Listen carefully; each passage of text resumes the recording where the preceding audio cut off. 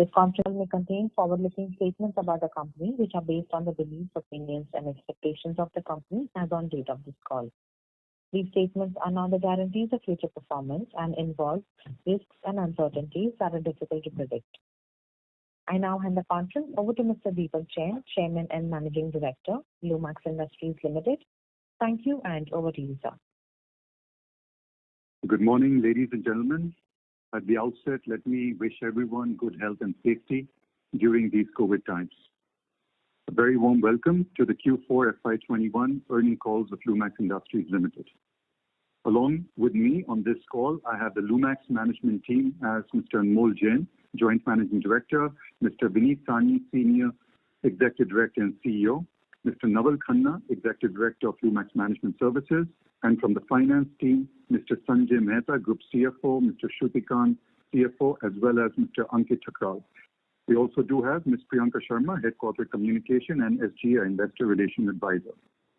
The result and the investor presentations are uploaded on the stock exchange and company website, and I hope everybody has had a chance to look at it. Before we start with discussion on the financial performance of the company, I would like to share a few highlights of the automobile industry. Each segment of the auto industry faced headwinds during the year. Leading OEMs had to put their operations on hold multiple times during the year.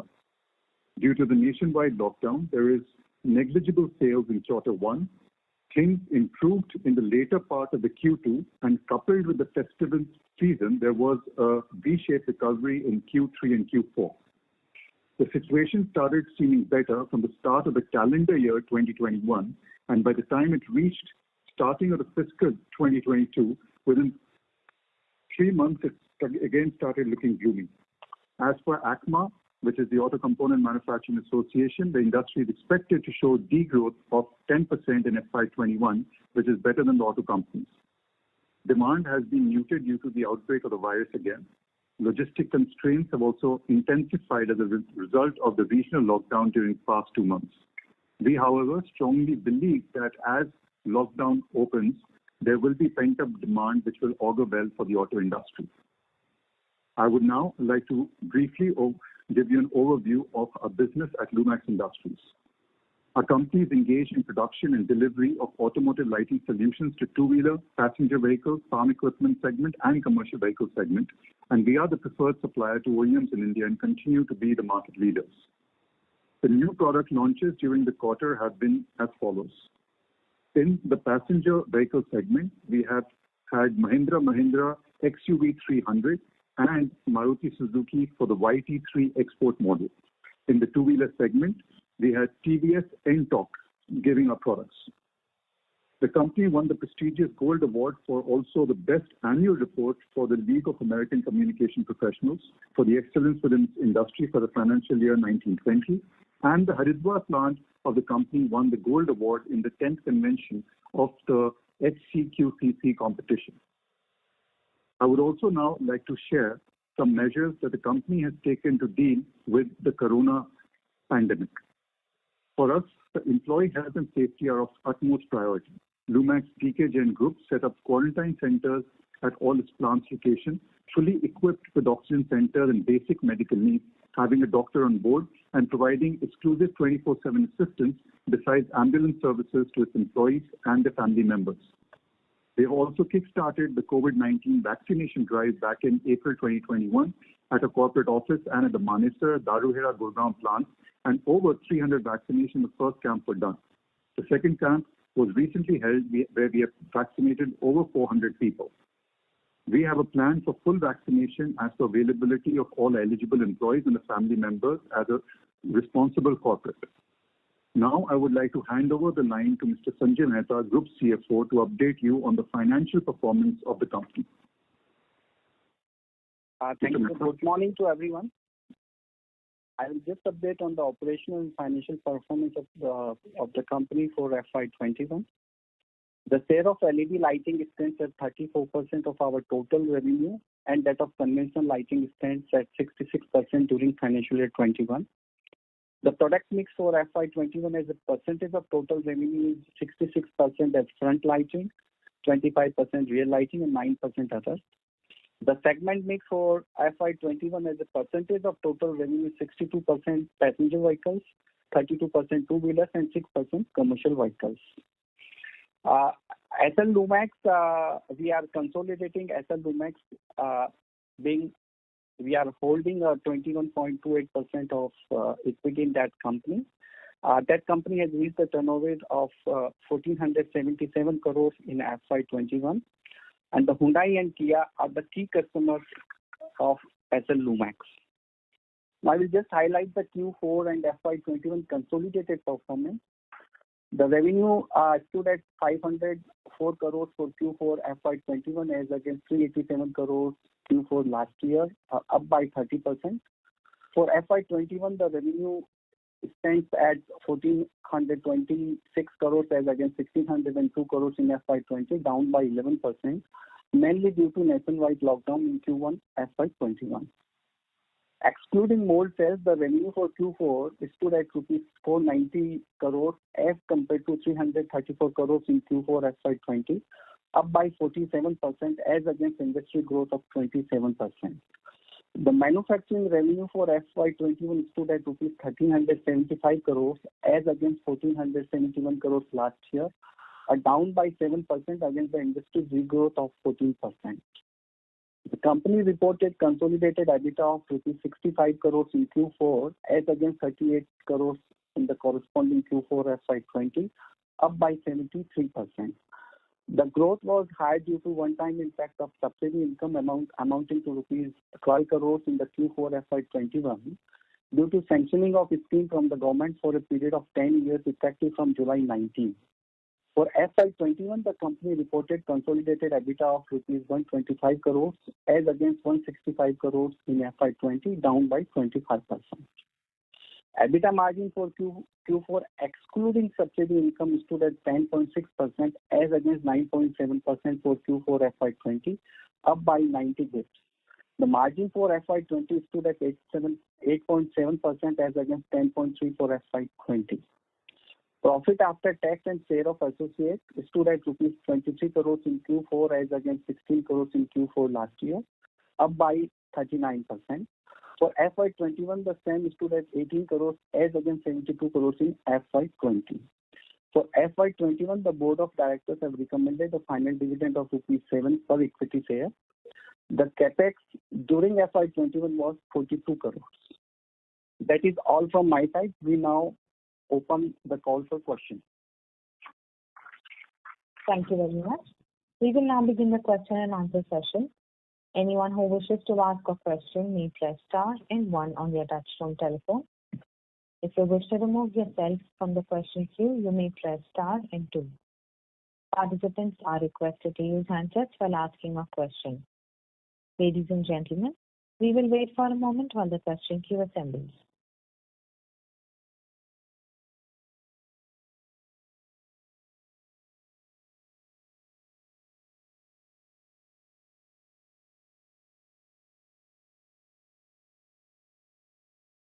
The first question is from the line of Pritesh Chheda from Lucky Investment. Please go ahead.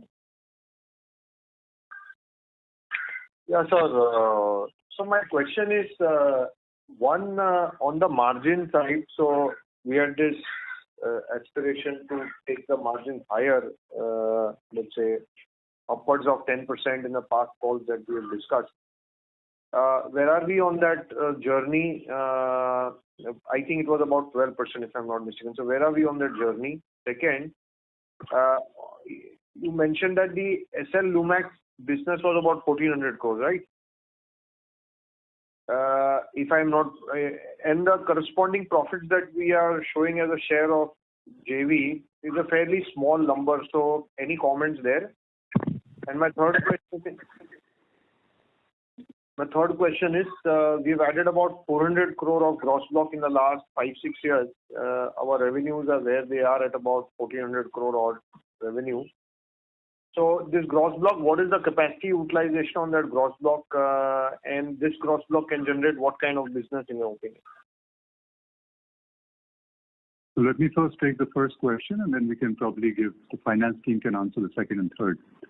I think obviously our endeavor is to improved EBITDA margins, and our target is to actually head on to the teens.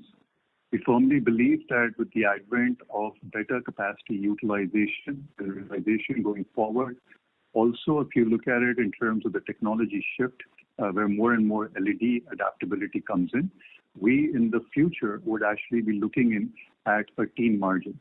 We're also given an outlook that our LED to conventional lighting revenue should actually come to about 50% in the next few years.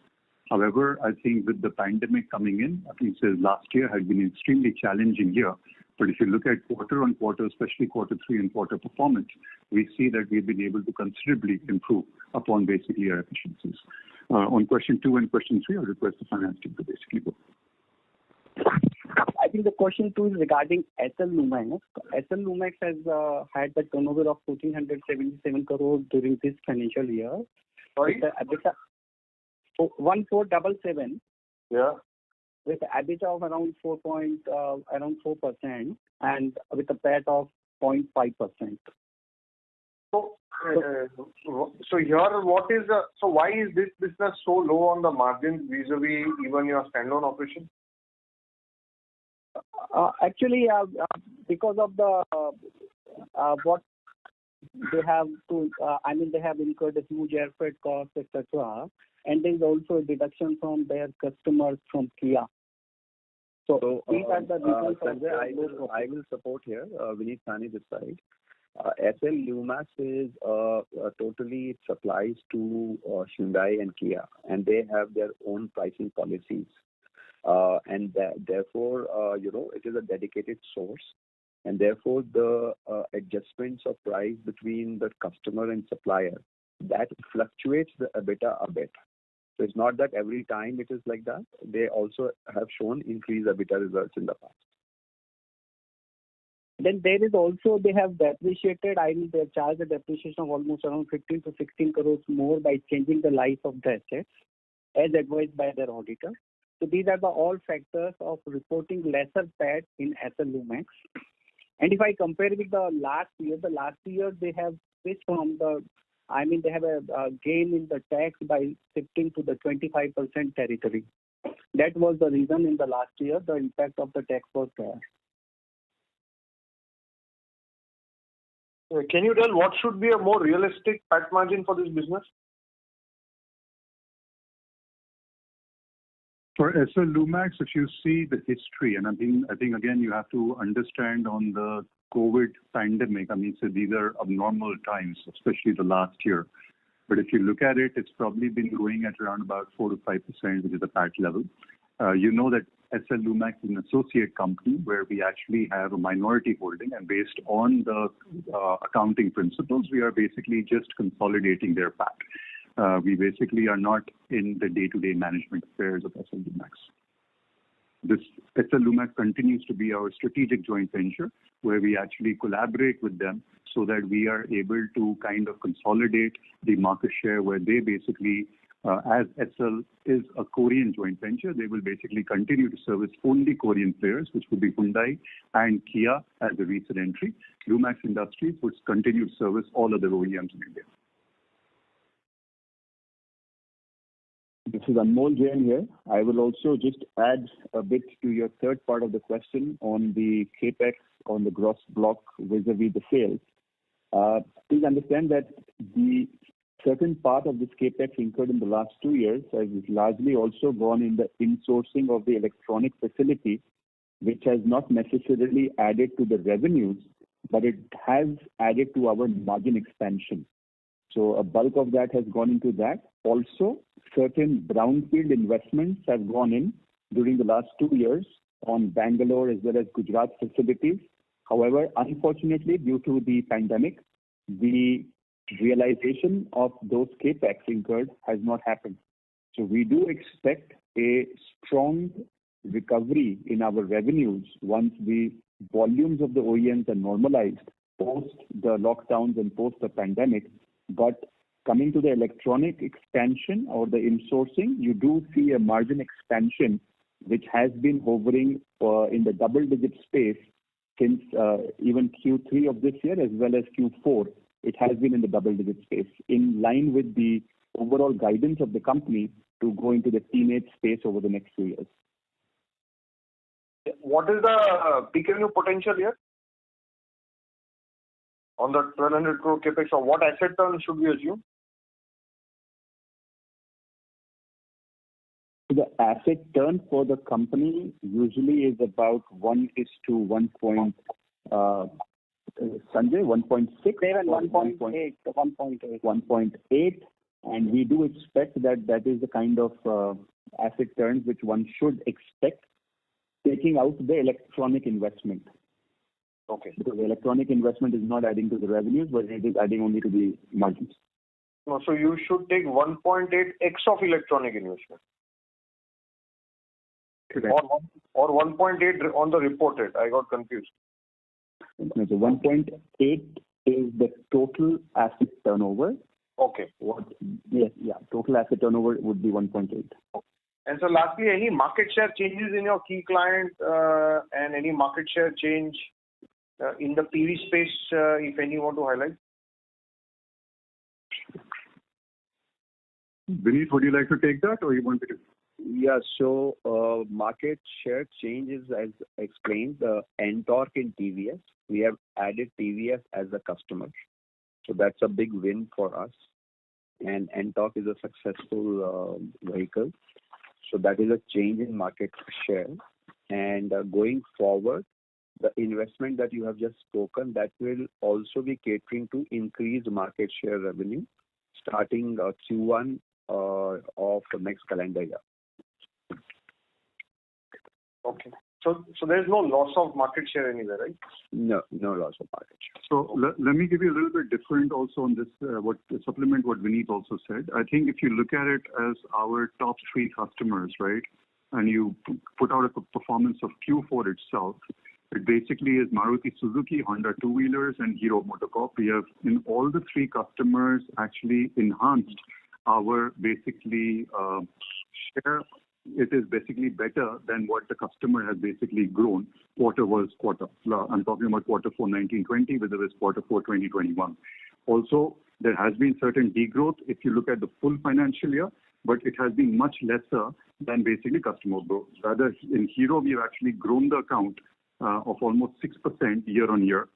And then Tata Motors, we have also significantly grown the account. So there are areas where we have actually basically entered on the existing customers. As Vineet was saying, there are a few customers where we were not present, like TVS. We are also looking at a strategic basically entry and upping our market share in the farm equipment sector and the commercial vehicle sector.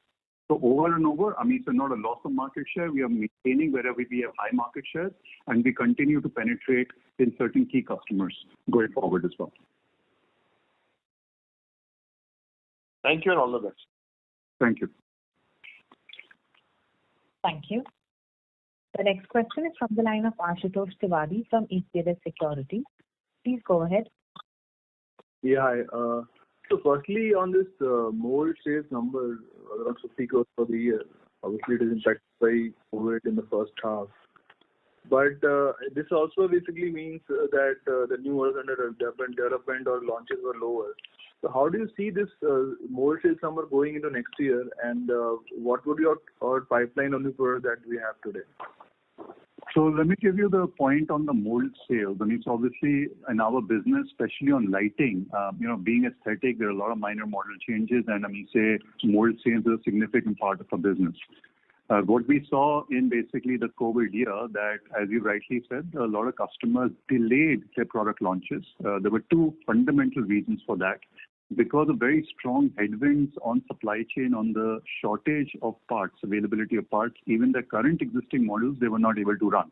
And I think, we have seen in some cases where they actually have customers launched a model and were not able to produce up to the delivery expectations and even quality expectation, and basically tarnish the brand image. So most of the customers have actually delayed the product launches. Most of them are now looking at this financial year. And I think we would be back on track in terms of the mold sales because the order books have not decreased out. Rather, I mean, so the new product development has been pretty busy. In terms of specific numbers, I'll ask the finance team of Vineet to basically give the numbers. Because during this financial year, we had the mold sales of around 51 crores. And if I compare with the last year, it was 131, so there is a down of 61%. But all will be shifted in the next financial year. So there is no, as Deepak sir has told, there is no change in the lost business. It is simply a shifting from this year to next year. So you mean to say that FY22, the mold sales number will again go towards 130, 140 crores kind of run rate? Yes, yes. Okay. I'm not sure about 130, 140, but on an average, yes, our mold revenues do happen close to a vicinity of about 100 crore plus mark. So we should expect to come back to that mark, up from 50 crores in the last year to about 100 crores plus in the FY22 as a part of the budget, should all the launches go in time. Yeah, so Vineet this side, I also agree what Anmolji have just said, because see, mold sale is something which is dependent on the product launch. So while the average, historical average is around 100 crores, but it also depends on the OEM's decision to launch a product, and that would determine the sales. Okay. So on this part, I mean, the shift of LED that you have been talking about, and if I look at the certain models of Sumki, like say Maruti and all, LED lamps are there in the top one or two variants, and others, the lower variants is traditional lamps are there. So are you seeing a trend, especially in case of Maruti, that basically in the whatever is under development, even the lower variants will have LED. The from say one or two variants having LED to shift towards more models having LED. Is that shift happening? Are you seeing that uptick basically? Yeah. So I think, instead of saying a premium segmentation or basically the entry segmentation, how we basically track our LED revenue is that the total contribution of our revenue, how much is basically coming in from LED lighting and how much is coming from conventional lighting. And, in terms of even premium segmentation, we have seen that be it Maruti or even two-wheeler space, I mean, say some customers would launch it in partial LEDs. So there are multiple functions in lighting. It not necessarily have to be a complete LED headlamp. It could also have certain partial lighting, which would be LED within the vehicle, and that also boosts our revenue. And we firmly still believe that going forward, I mean, say from a 60-40 ratio, we probably would be coming into a 50-50 ratio in the next few years on our LEDs. Okay. And other question is on the cost items. If I look at while revenues have grown very well on a quarter-on-quarter basis, but even our other expenses and employee costs also increased in the same proportion, in fact, slightly higher. So our margins basically are lower. So what reason, is there any one-off in the other expenses and employee cost? So there is no, I think in the other expenses, there is a increase in the design expenses for which corresponding income is there in the sales. And there is also a certain repair expenses which has been booked. That is the reason of the increase in the other expenses. To the extent of employees expenses, the employees expenses is at 14.5%, what it was 13.1% earlier. Because of certain wage agreement has been there is a revision, etc. That is the reason of that. But if you look at the quarter 3 versus quarter 4, if you look at a quarter-on-quarter rolling basis, my employee cost has been pretty much static at about under 13%. So, in Q3 it was at 12.7, and in Q4 it was at 12.9. Of course, for the full year, because of the revenue degrowth in quarter 1, for the full year, it does appear to jump up to 14.5%. But once the revenue offtake starts, we do expect this to come back to the normal levels of roughly around 13%, which has been the one in 2019-20 as well. So my question is that the 64 crore number of employee costs, is that run rate going ahead? Should we assume that run rate? So we do expect that should be broadly maintained. Of course, there would be certain statutory, increases in terms of wage agreements, in terms of the inflationary costs, which would go up. But largely, we would be able to maintain it at about close to 13% of the revenue pie. And lastly, on this tax rate was very high in the quarter. In fact, last 4 quarters, tax rate has remained quite high. Obviously, there's some element deferred tax rate was there because cash flow tax is negative. So what's the reason behind this? No, it is it's because of the deferred tax only. Because goodwill tax is also, accounted for, and we in future, because of the tax rate is from 34 to 25%, so that tax and the deferred tax liabilities adjustment is there. So From out of 45.9, 17 or 18% is the MAT tax, remaining is largely relating to deferred tax. So in 22, the tax rate will go to 25%. No, not 22. I think 23 onward. Because we have a MAT credit, so we don't straightforward go to 25%. But while calculating the deferred tax asset liabilities, auditor will take cognizance of next 5 to 6 years. So that is the reason of changing the deferred tax. Okay, I got it. Okay, that's a lot. That's all. Thanks a lot. Thank you. We will participants to please limit your questions to 2 per participant. The next question is from the line of Jamal Kaur from Union Asset Management. Please go ahead. Yeah, thank you so much for the opportunity. Sir, I had a few questions. Firstly, just a clarification on the balance sheet. Now, if I were to look at past few years, and this is specifically on working capital. So if you look at the last 5-6 years, our inventory days have almost doubled. Okay, and so just wanted to know what has led to this trend, and what gives us the confidence that this will be corrected going forward. That is my first question. The second question is on I just missed out on your I'm not sure if you've highlighted this because I joined the call a bit late. But if you could just give me what is the breakup of other income this quarter, because it is on slightly higher side. And going forward, given the fact that you are guiding for maybe a higher mold sales, and mold sales typically have a lower margin. So when you talk about sort of 13 early teen sort of margin, is this assumption baked into that estimate? These are my 3 questions. Thank you. So let me just answer your first and third, and then the finance team can supplement on other. So obviously when I'm looking at basically improving production efficiencies, better capitalized utilization, so that we are able to get and manage basically our team's EBITDAs. Obviously, AMESA mold sales would come in, and mold sales also have been improving basically the margins, what we basically get on the mold sales. On the first, I think you're right, inventory levels have substantially increased, and the reason is basically COVID. Supply chains have been pretty fragmented, and especially our tier 2, tier 3, we had to basically carry on more inventory, both finished goods as well as basically stock. So I think that's what it has been, because the first priority was that with this whole open and closed kind of scenario, multiple risks playing in terms of logistics, we needed to protect our customer lines. And with Q3, Q4 V-shaped recovery, I think the supply chains are pretty much stressed to have a very high delivery performance for which we have to carry high inventory. But this is not a normalized situation in our business, and we target that as basically we have a production run which is continuous and sustainable, we will obviously be basically again going in and reducing our inventory and probably also getting into a negative working capital cycle. So your other questions? Right. So just one clarification here. Sorry, I'm extremely sorry to interrupt. But I completely take your point. In the last couple of years, the industry has been, maybe not last couple, but let's take FY19 as well, where the industry was sort of depressed.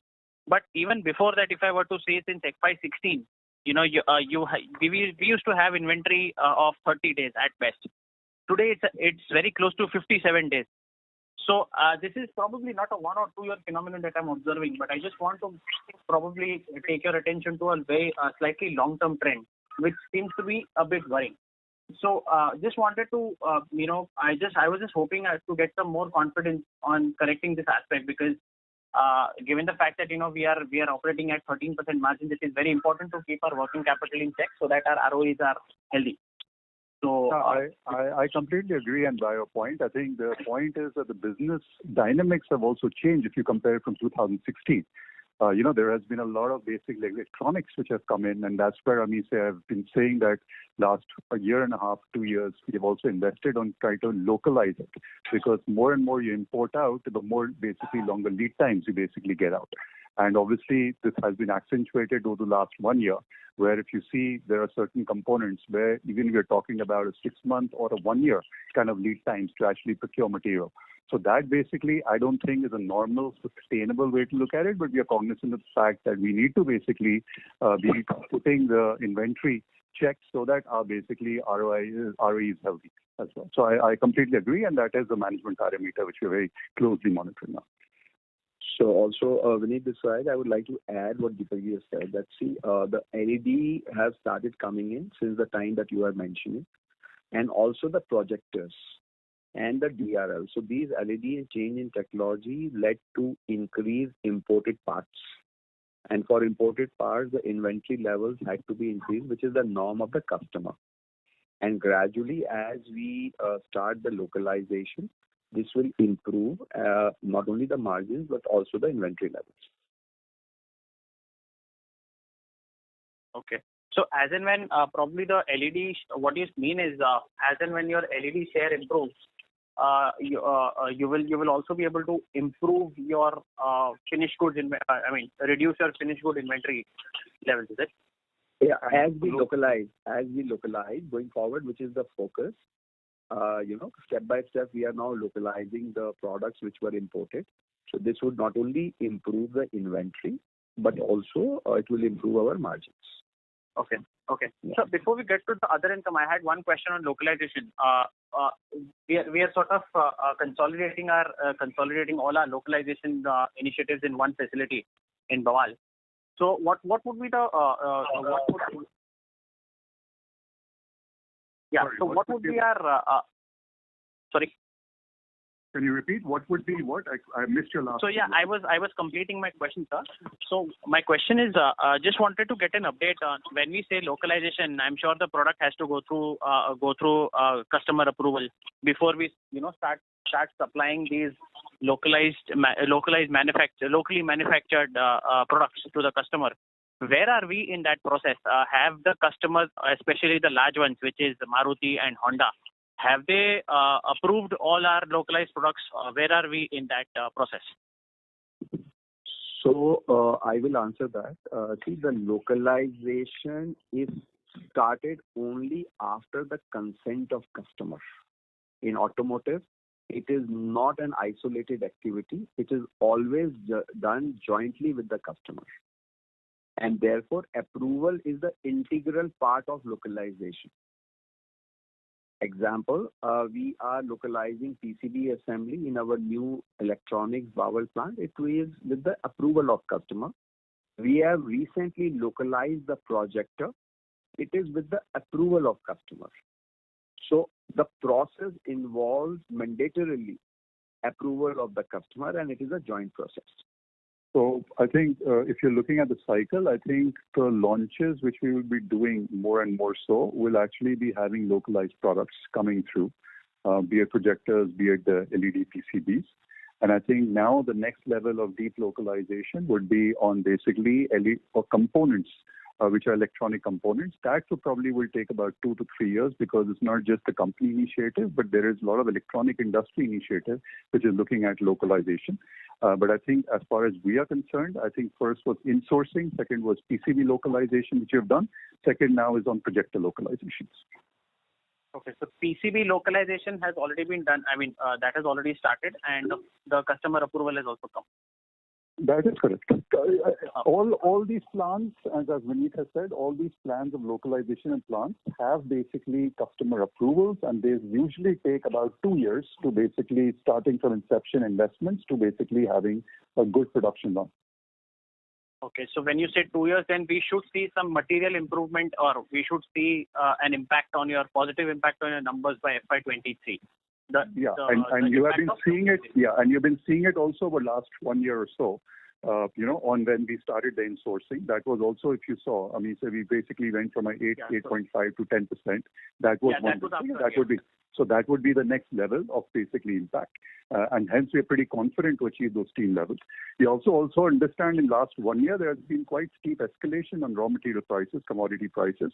And obviously, I mean, say there could be certain impact on margins because of that. But I think, again, because of our contracts with the customers, we also would be negotiating with them to basically try and get, the raw material prices.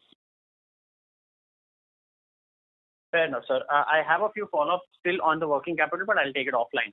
Thank you. Thanks a lot. Thank you. The next question is from the line of Abhishek Jain from Dolat Capital. Please go ahead. Thanks for taking my question. Sir, what sort of the benefit are you looking from the PLI schemes?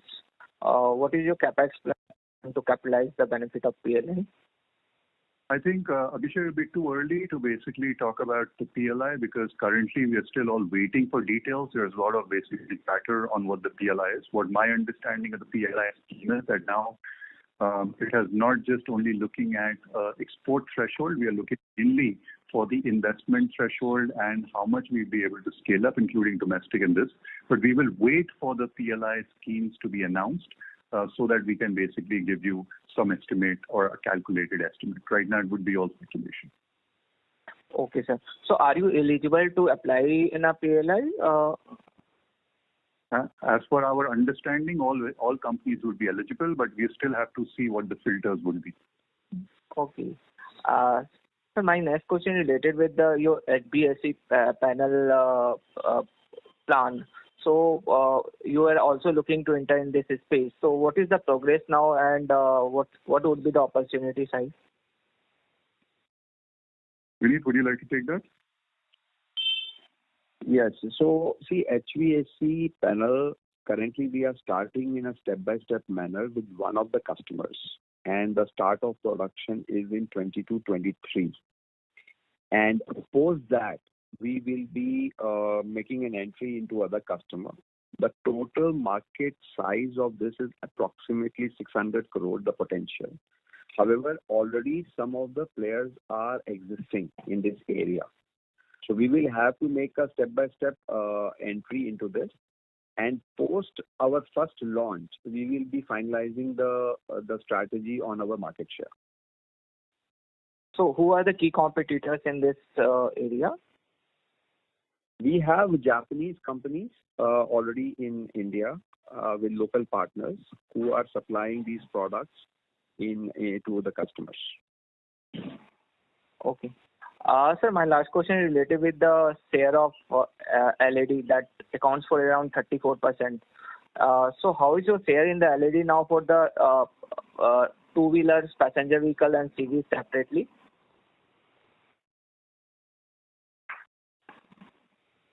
So I think overall we have maintained a 35-65 ratio. And in a two-wheeler, I think let's say it is also in a similar, it's around 30-70. So, Vineet, I'll just step in there for 9. I mean, it's approximately for 2020-21. For two-wheelers, it's about 60% non-LED and about 40% LED. And for patch cars, it's about 70% non-LED and 30% LED. So we do see a higher penetration in the two-wheelers of LED. Yeah, that's mainly due to Activa, which has LED headlamp and a high-selling scooter. Thanks, sir. That's all from my side. Thank you. A reminder to the participants, anyone who wishes to ask a question, may press star and 1 now. The next question is from the line of Hasmukh Gala from Finvest Advisors LLP. Please go ahead. Yeah. Hi, Deepak and Anmol. Thank you very much for giving me an opportunity to ask questions. And congratulations for really brave performance in Q4. Just a couple of questions from my side. Since we are facing a lot of flack because of the domestic auto industry is down, with the help of Stanley, can we push up our exports? like in 1,400 odd crore sales, how much would have been exports in FY21? So It is thank you. 38 crores, around 3%. Hello? Hazruk Bhai, this is Deepak here. Thank you very much. Yes. Yeah, for the Deepak. question. So I think you're right, Amisha. I think, but we still remain focused on our basically relationship with Stanley for the domestic business in the Indian market, and we still feel that maybe for the last 2 years or maybe 2.5 years, the domestic market has not performed well, but outlook of the domestic market still seems very strong, and we can also have a feel of that in the Q4, where the industry actually turned around, and basically we also have had a good performance, probably the highest performance in Q4 as a quarter basis. So I think going forward, Amisha, once the unlocking happens, the vaccination drives come in, we are pretty hopeful that there would be a lot more demand going forward with this. In terms of the export opportunities, I think first and focus with Stanley is to basically capture the domestic market. We still feel that there's a lot more potential where we can enhance certain segment market shares on the domestic market. Of course, we keep on basically talking about where we can basically look and see and leverage our basically competencies and production. But I think honestly, last 3 years we've actually been able to just manage onto the domestic market per se, this thing. So I think going forward, I think we remain committed to the domestic market. In terms of export, I think if there is any opportunity in Stanley's global framework, we will basically comply to that aspect. Okay. My second question is, we were looking at introducing several new electronic products. So where do we stand on that with help from technology from Stanley? Yeah, so Stanley has a product which is HVAC, which is a HVAC panel. I think Vineet just mentioned that we've already received some orders. We will be basically doing the HVAC panel in 2023. Market size is almost about close to 600 crores on that. But this will be a new product line apart from lighting. So we've already secured one order, and we would be commissioning that. And based on that performance and the market, acceptance, we will basically continue to then further invest in localized HVAC. Okay. Now my accounting related, just two questions. How much effective tax rate we should consider for FY22? It is almost around 35% what we anticipate. Okay, in FY22. I'm talking about the deferred tax including. Right now in the... Including deferred. 46, yeah. Yeah, so including deferred tax, it should be around 35%. Yes. Okay. And how much capex are we planning to incur now in FY22? We are almost planning around 160 crores. 160? Yeah, new Sanat facility also. Mm-hmm. So which will be the major areas on which we will be spending this capex? So one is that new Sanat facility where we are putting a new plant. Almost around half of this capex goes to that. So company has orders to increase their market share from one of the major customers. Mm-hmm. And there are two customers where the start of production will happen in Q4 of this year, for which new facilities are being set up in Gujarat. Okay. So we are expanding in Gujarat to serve these new orders. Okay. So that is a major part of the capex. That's right.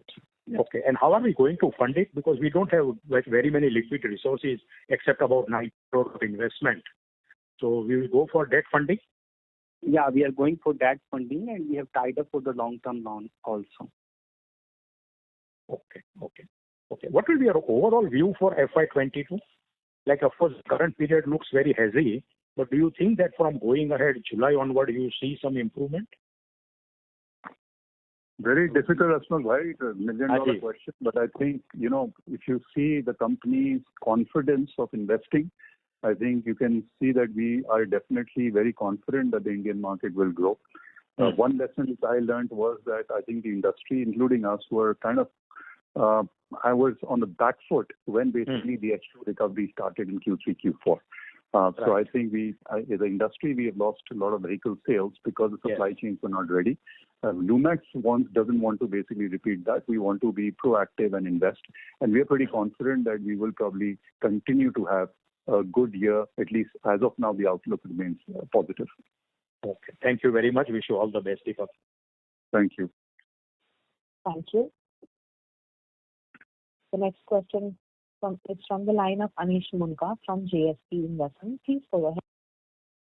Yeah, good afternoon, everyone. So my first question would be like, what's your current stance on mergers and acquisitions, like including deals across the border or domestic?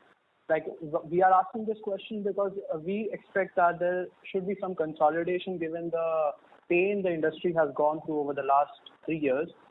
And this could also help us in like a better margin profile through backward or forward integration. So what's your, any color on that would be helpful. From Lumax Industries standpoint, I think right now we are not looking at any cross-border acquisitions because Stanley, basically we leverage Stanley's global network. In terms of, especially on production sites, we continue to grow our international presence on engineering centers. We already established 5 years ago a Taiwan engineering center, and now we have also doing so in basically Europe to counter and get more basically business developments there. However, we would and we are going to basically be actively looking out for any domestic, basically lighting related acquisitions. We will evaluate that if it makes business sense. More importantly, from customer point of view, we will evaluate at the right time. So my second question would be like, what are the first signs of inquiries from customers that OEMs are giving after the second lockdown has opened? Is there any changes in the production figures for the year FY22? As of now, there are no changes in FY22 production figures in annual basis for customers. Rather, if I were to look at only June-related production, June-related production is better than basically better numbers in terms of planning at least than it was in pre-COVID 2.0. So we are expecting a better basically month of June, and I think all customers would like to play catch up as long as demand suppression is not there. So like in a previous question, you mentioned that there was a problem like a shortage of parts which happened last year, due to which a lot of new customers weren't able to launch their new products. So is there any supply chain risks that as an investor we should track going forward, or as a management you are tracking internally that create such problems again? Absolutely. I mean, so we have a very strong risk enterprise matrix, and obviously, I mean, so the top 3 risks right now is obviously first is anything to do with COVID resurgence. Number 2 would probably be on global shortages of parts, which will indirectly impact us, and this is mainly related to semiconductor issues. Number 3 would be the cost escalations, where basically we have seen, fortunately in plastics, it's not as steep as what it has happened in metals, especially in precious metals and steel, and they continue to be on an upward trend, and that basically does impact the vehicle pricing in terms may have demand suppressions. So these are the top 3 risks. I think others in terms of the manpower related issues, I think more so to do with absenteeism because of illness, but happy to note right now that as a group we are monitoring COVID cases, which right now is only on a single digit basis. So I think going forward, at least we are hoping that we don't get hit by a third wave, and even if we do, we are more resilient and at least supply chains are better prepared. Thank you so much. Thank you. Thank you. The next question is from the line of Ashwin Shetty from Marcellus Investment Managers. Please go ahead. Thanks for taking my question. So I just had one question. So there are recent media articles that we are looking at setting up an R&D facility in Europe, and we also had a senior level appointment based out of Europe. So just wanted to get your thought process on this, particularly in the context that European OEMs they don't account for very significant market share in the domestic passenger vehicle market, and also we have a Stanley as a partner. So in that context, wanted to understand your overall view. So first and foremost, the company I had mentioned just before in the call that 5 years ago we had set up a Taiwan center. The main basically center was to get competence on project management as well as electronics, and I think that center has done well for us. All the expansions on engineering is validated and fully supported by Stanley Electric.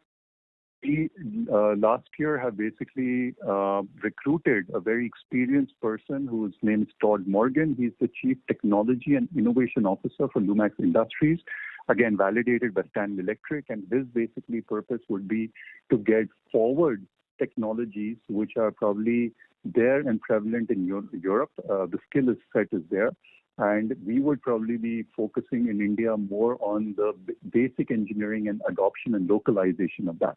And I think with Taiwan, with Europe, and with India centers, along with support of Stanley from Japan, we want to basically have a self-reliance on technology. I think that's been the essence. Obviously, the future of lighting technology changing very rapidly, be it on electronics, be it on LED, be it on sensorization, be it on optic development. I think you'll see more and more lighting technology as a product, kind of evolve, and very rapidly, because also of case connected vehicles and all this autonomous driving, because lighting would play a very, very significant role in all that developments as well. So for that, I think with that self-reliance thing and having a faster adaptability for I would say affordable products in India, I think we will try and make this global combination on engineering centers.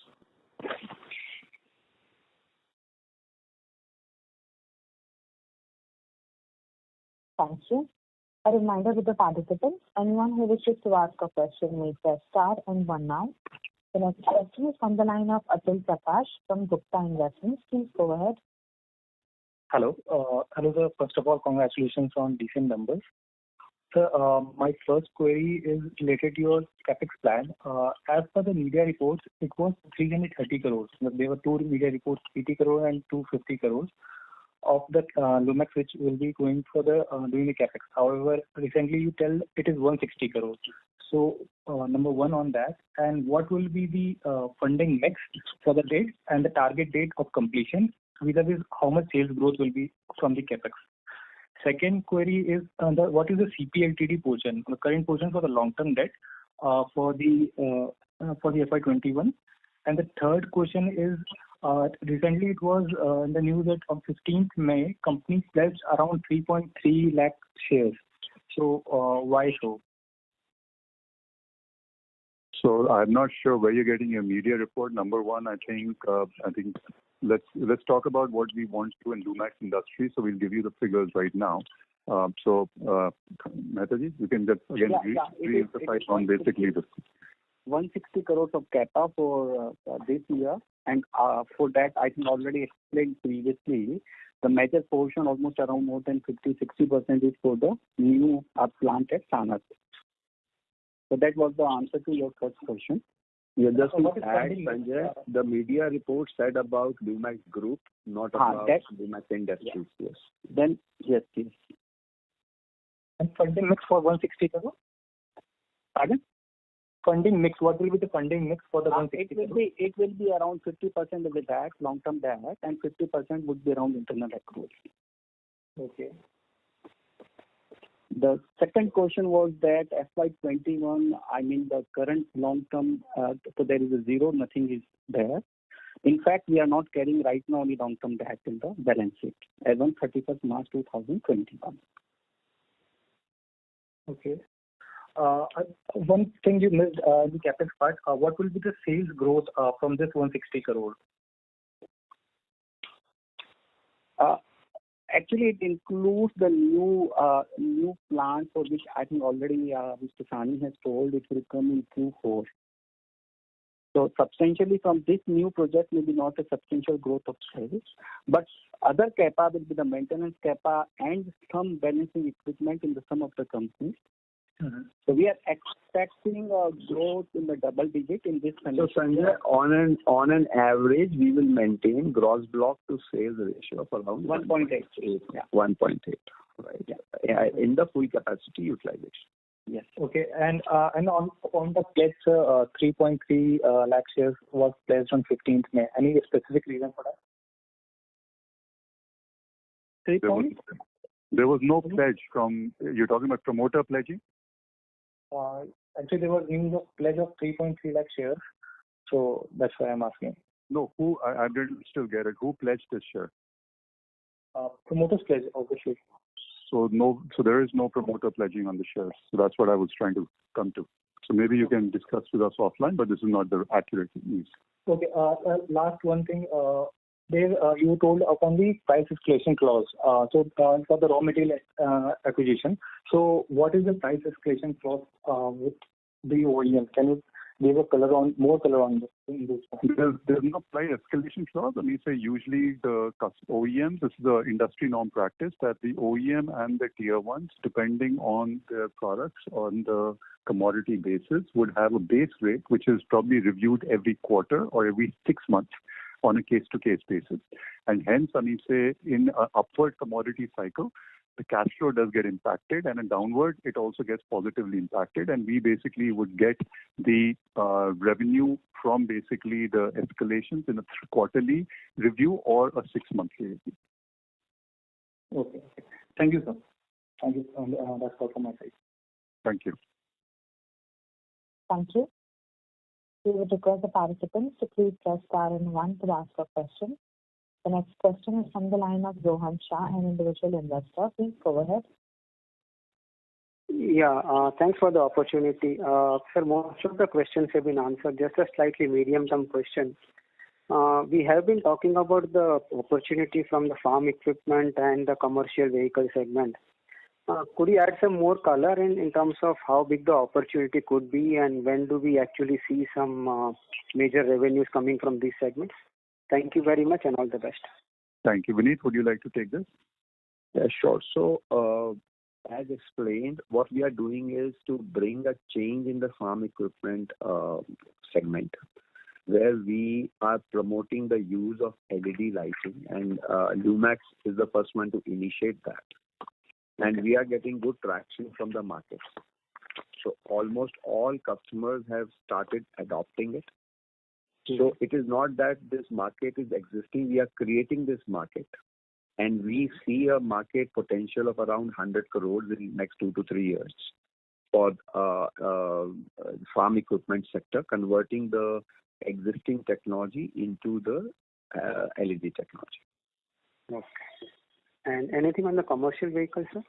Yes, same is on the commercial. This commercial vehicles will also see the traction. Actually, commercial is very price sensitive at this moment in the current conditions. So there the change will be slow, but definitely it will happen in next 2 to 3 years. Sure. Thank you so much.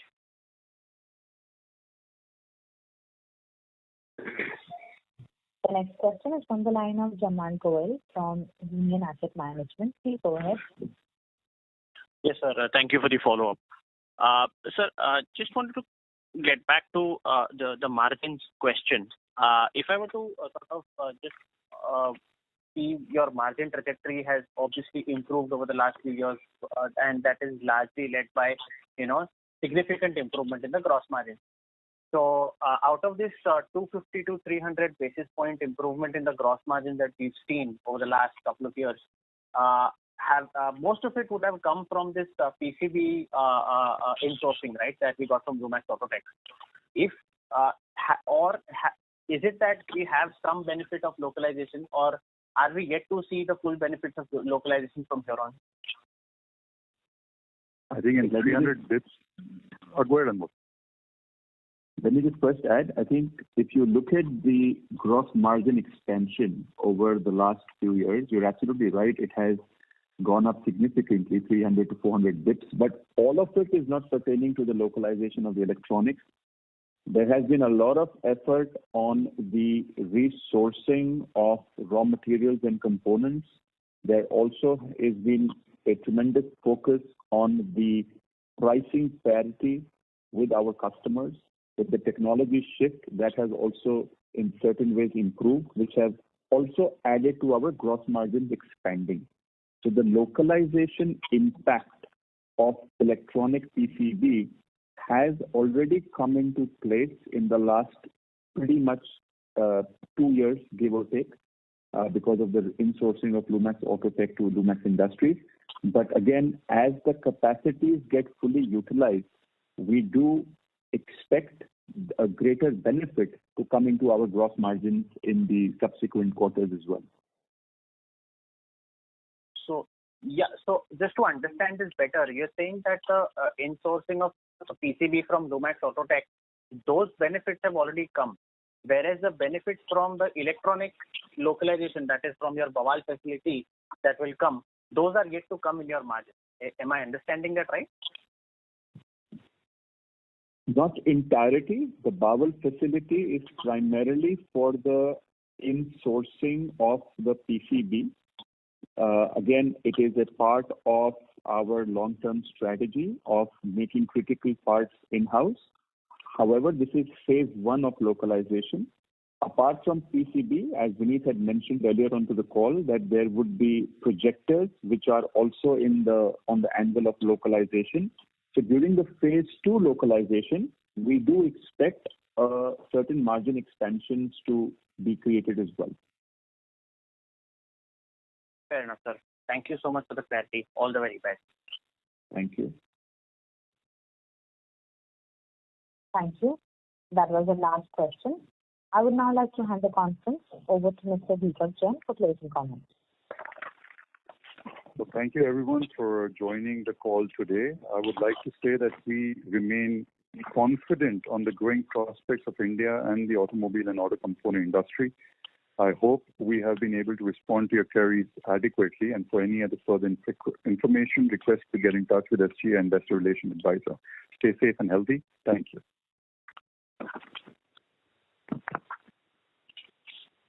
Thank you. On behalf of Lumax Industries Limited, that concludes this conference. Thank you everyone for joining us, and you may now disconnect your lines.